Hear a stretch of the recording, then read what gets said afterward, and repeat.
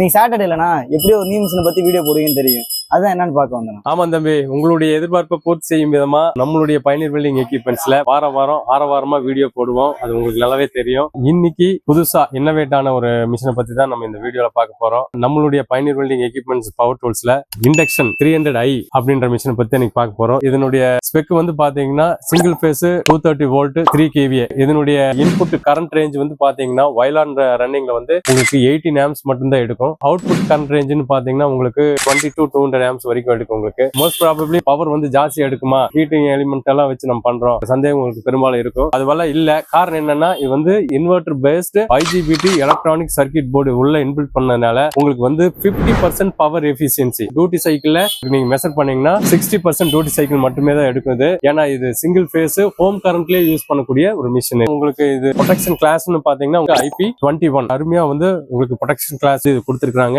So வாங்க இது கூட என்னென்ன வருது, இது என்னென்ன வேலைகளுக்கெல்லாம் இது யூஸ் ஆகுது அப்படிங்கறத நம்ம இதுல பாத்துடலாம். சோ ஃப்ரெண்ட்ஸ் பாத்தீங்கன்னா இப்போ ஸ்ப்ரிங் காயில் நம்ம கிட்ட இருக்கு. இதன் வழியா தான் வந்து வாட்டர் டிராவல் ஆகி வரும். ஸோ வாட்டர் டிராவல் ஆகி வரும்போது குறிப்பிட்ட டெம்பரேச்சர் செட் பண்ணும்போது இதனுடைய லைஃப் வந்து RO வாட்டர் யூஸ் பண்ணீங்கன்னா ரொம்ப லாங் லைஃப் கிடைக்கும். ஸோ ஒர்க்கிங் வீடியோல இது எப்படி ஃபிட் பண்றதுங்கிறது காட்டுறேன். அதாவது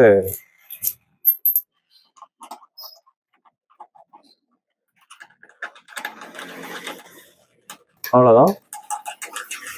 நார்மலா வந்து நீங்க ஹேண்ட் டைட் வச்சாலே போதும். நீங்க ஸ்பேனர் எல்லாம் போட்டு ஜாம் டைட் வைக்கணுங்கிறதெல்லாம் கிடையாது. இந்த ஸ்ப்ரிங் காயில் வழியா தான் வந்து பாத்தீங்கன்னா இது ஒரு ராட் வந்து ஹீட் பண்ணி பெண்ட் பண்ணணும் அப்படின்னா இப்படி இன்சர்ட் பண்ணா போதும். உங்களுக்கு இன்சர்ட் பண்ணி ஆன் பண்ணிட்டீங்க அப்படின்னா குறிப்பிட்ட டெம்பரேச்சர்ல இது வந்து ரொம்ப ஹீட் ஆயிரும். இப்போ இந்த ராடு வந்து ரொம்ப தூரமா இருக்கு, இப்போ இந்த இடத்துல தான் நம்ம வந்து ஹீட் பண்ணணும், இந்த இடத்துல நம்ம பிடிச்சிக்கிறோம்னா இந்த ஹீட் வந்து இது வரைக்கும் டிரான்ஸ்பர் ஆகாது. குறிப்பிட்ட இடத்துல மட்டும்தான் அந்த ஹீட் வந்து இருக்கும். கையும் சுடாது. உங்களுக்கு ஈஸியா வந்து நீங்க எடுத்து பெண்ட் பண்ணிக்கலாம். இது கஸ்டமருக்கு இப்போ போகுது, அதுக்குண்டான வீடியோ தான் நம்ம போட்டுக்கிறோம். கஸ்டமருடைய வேண்டுகோளுக்கு இந்த மாதிரி ஸ்ப்ரிங் காயில் கேட்டிருந்தாரு, அதுக்காக போட்டுக்கிறோம். உங்களுக்கு வந்து இந்த டூல் வாட்டர் சர்க்கிள் வந்து வேற மாதிரி பிரேசிங் பண்ணணும் அப்படின்னாலும் கஸ்டமைஸ் பண்ணி கொடுப்போம். உங்களுக்கு என்ன மாதிரி கேட்டாலும் அதை நம்ம பண்ணி கொடுத்துருவோம். சோ வாங்க ஃப்ரெண்ட்ஸ், இதனுடைய ஒர்க்கிங் வீடியோ எப்படிங்கிறது பாத்துடலாம். இப்போ இதனுடைய ஒர்க்கிங் வீடியோ பார்க்க போறோம்.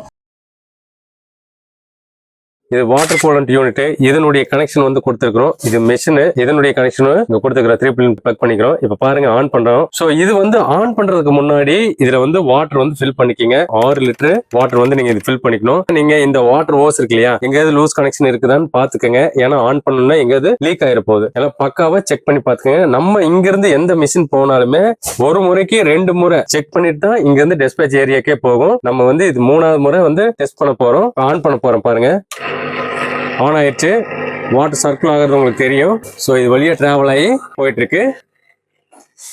ஸோ அந்த வாட்டர் வந்து இந்த ஸ்ப்ரிங் காயில் வழியா வந்து இப்போ டிராவல் ஆகி போயிட்டு இருக்கு. ஸோ இந்த ஸ்ப்ரிங் காயில் வந்து நீங்க இந்த தண்ணி சர்க்குலேட்டர் வந்து ஆனதுக்கு அப்புறம் ஒரு 2 or 3 minutes எங்காவது லீக் இருக்கா அப்படின்னு பாருங்க. அதுக்கப்புறம் பவர் சோர்ஸ் ஆன் பண்ணுங்க. இப்போ பாருங்க நான் பவர் சோர்ஸ் ஆன் பண்றேன். பவர் சோர்ஸ் ஆன் பண்ணிட்டேன். ஸோ மெஷின் ஆன் பண்ணிடலாம். மெஷின் ஆன் பண்ணின இந்த கிரீன் லைட் க்ளோ ஆகும் உங்களுக்கு. ஸோ இது ஆன ஆல்ரெடி இந்த ஒர்க்கிங் கண்டிஷனுக்கு இது தயார் அப்படின்னு சொல்லுது. அதுக்கப்புறம் வந்து பாத்தீங்கன்னா இந்த கண்ட்ரோலர் ஆன் பண்ணணும். கண்ட்ரோல் ஆன் பண்ணின ஒரு சவுண்ட் கேட்ஸ் பாருங்க. விண்ட் ஃபோர்ஸ்னுடைய அந்த ஃபேன் ஓடுறது நல்லா தெரியும். இப்போ இது ஒர்க்கிங் கண்டிஷன்ல ஆயிருச்சு. நெக்ஸ்ட் வந்து நம்ம வந்து பாக்குறது என்னன்னா ஆம்பியர் செட் பண்றோம். இப்போ ஆம்பியர் வந்து 77ல இருக்கு. நமக்கு அவ்வளவு தேவை கிடையாது. 20 to 200 இதுதான் வந்து ஆம்பியர் ரேஞ்ச். ஆனா நமக்கு அவ்வளவு தேவை கிடையாது. இப்போ நான் வந்து பாத்தீங்கன்னா 40ல தான் வச்சிருக்கேன். வாங்க ராட் வச்சு நான் ஹீட் பண்ணி காட்டுறேன். என் கையில பைப் இருக்கு. இது GI பைப். GI பைப்பினுடைய வால் திக்னஸ் வந்து பாத்தீங்கன்னா உங்களுக்கு 2.5 ரொம்ப ஹார்டா இருக்கு. இப்போ இதை வந்து ஹீட்டிங் பண்ணி உங்களுக்கு எந்த அளவுக்கு ஹீட் வருது அப்படிங்கறத காட்டுறேன். இப்போ வந்து மேனுவல் கண்ட்ரோல் நம்ம போக போறோம். மேனுவல் கண்ட்ரோல் நம்ம ஆன் பண்றோம். ராட் இன்சர்ட் பண்ணிட்டேன். இது மேனுவல் கண்ட்ரோல். ஸ்மோக்கி வருது பாருங்க. ராட் வந்து ஹீட் ஆக ஆரம்பிச்சிருச்சு. நல்லா ஹீட் ஆக ஆரம்பிச்சிருச்சு. உங்களுக்கு பார்த்தாலே தெரியும் இந்த ஸ்மோக் வந்து வருது பாருங்க. நம்ம ஆம்பியர் செட் பண்ணதே வந்து 40ல தான் செட் பண்ணிக்கிறேன். அப்படியே பாருங்க ரெட்டிஷா ஃபார்ம் ஆகுது பாருங்க. பார்த்தா தெரியும் உங்களுக்கு.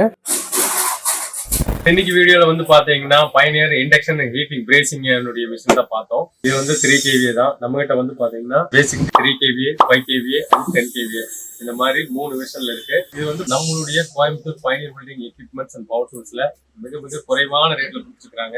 அதுக்கு மிக முக்கிய காரணம் என்னன்னா அவங்க 28 வருஷமா வந்து இண்டஸ்ட்ரியல் பீப்புளுக்கு ரொம்ப க்ளோஸா சப்போர்ட் பண்ணிட்டு இருக்காங்க. இந்த குவாலிட்டியான ப்ராடக்ட் வந்து உங்களுக்கு வேணும் அப்படின்னா ஸ்கிரீன்ல தெரியுற நம்பருக்கு கால் பண்ணுங்க, வாட்ஸ்அப் பண்ணுங்க. அண்ட் மறக்காம பயனியர் பில்டிங் எக்யூப்மெண்ட் சேனலை சப்ஸ்கிரைப் பண்ணுங்க.